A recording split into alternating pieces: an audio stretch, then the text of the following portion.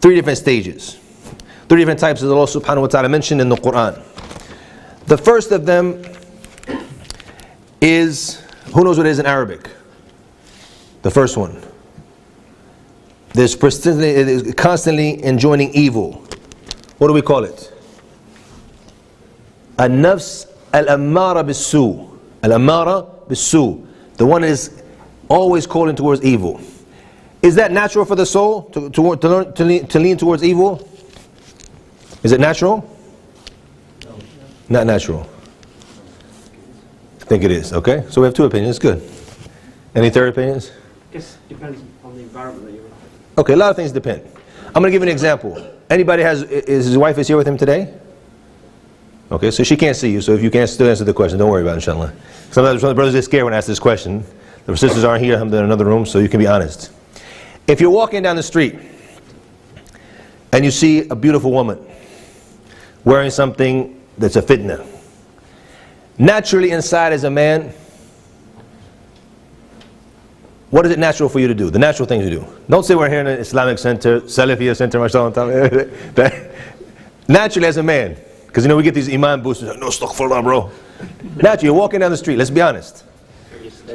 Naturally you want to look. You want to look. Your nafs wants to look. Once and twice and three times as many as you can. Right or not? We want to look. So the nafs is ammara bis-su. It's constantly calling you towards evil because you want to do that. If you could be with all of the women you wanted, would you do it or not? The issue of, once again, the fear of Allah, the hellfire, that stops us. But if you had open pass, what would a lot of us do? Say, no bro, I love my wife. I wouldn't do it. I was like, I can still love my wife and I can love a lot of others at the same time, no problem. It's a lot of love, I got a lot of love, mashallah. A big heart, alhamdulillah. So this is the thing. But what stops us, obviously, is issue of the fear of Allah and the hellfire. So in the nafs, you would do that. When it comes to making money, how many of you have £1 million in the bank account? And he's scared. He's like, oh, this guy's going to steal my phone. He's going to steal my money too. Not many of you, huh? Let's say you did. If we were to ask any of you right now, honestly, if you had £1 million, would it be enough? You say, no doubt. I would be set for life if I had £1 million. If you reached £1 million, what would be the next thing you wanted? 2 million. And the Prophet ﷺ, he told us this, that if you gave him one valley of gold, he would want another valley. This is the nature. You want more. And then Yusuf said this in Surah Yusuf, in the nafs al-ammara bis-su. Verily, the soul, it's calling towards evil. But the only one that can protect it is the one who Allah subhanahu wa ta'ala helps. So this is something that's it's a nature of the soul. The next one is an-nafs al-lawwama, which comes in the beginning of Surah Al-Qiyamah. Allah subhanahu wa ta'ala swears about it. An-nafs al-lawwama is the one that's constantly what? Criticizing and ridiculing itself.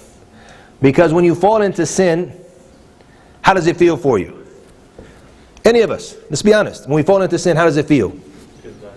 It feels bad, you feel guilty. The real believer.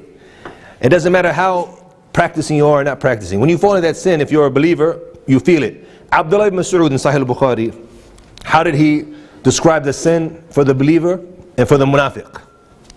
He said the believer, the dhanb, the sin for him, it's like a jabal, like a mountain on top of him, about to fall on him. That's how it feels, it's heavy. Where he says the munafiq, he says like the fly. He does like this, shoo, this with a hand. That's not a big of a deal, it's a little bit, no big deal. But the believer is heavy upon him.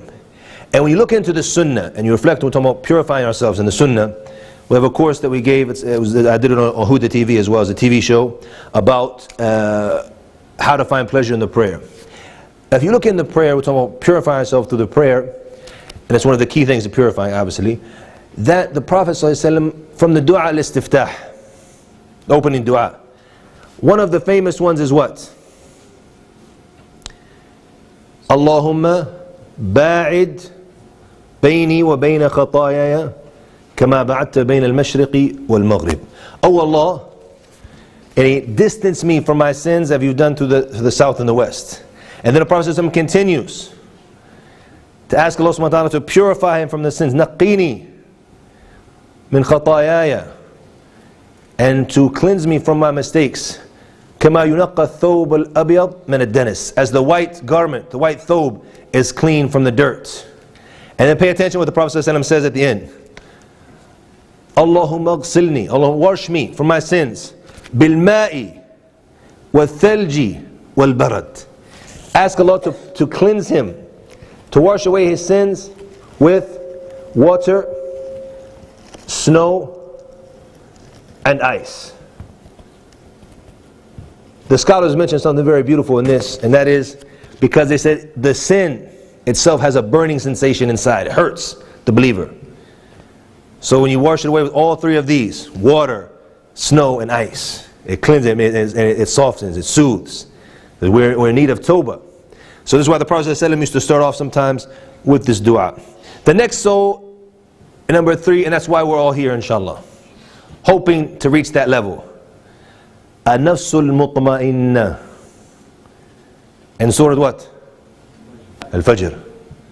The nafs al-mu'minah is contented, happy with what Allah subhanahu wa ta'ala has given. We know why we're here.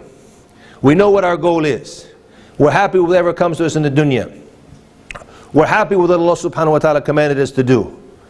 Halal, do it. Haram, stay away from it. Alhamdulillah. We stay away from it for Allah subhanahu wa ta'ala. We find ladha. We find beauty in it. We find pleasure in it. This soul is the one that has tasted, and is one of the beautiful hadith. Tasted what? The Prophet described of Iman. The sweetness, the halawa. It's a beautiful hadith.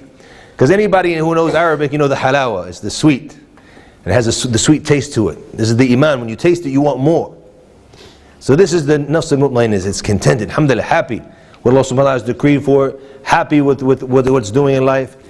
And happy along the path to Allah subhanahu wa ta'ala.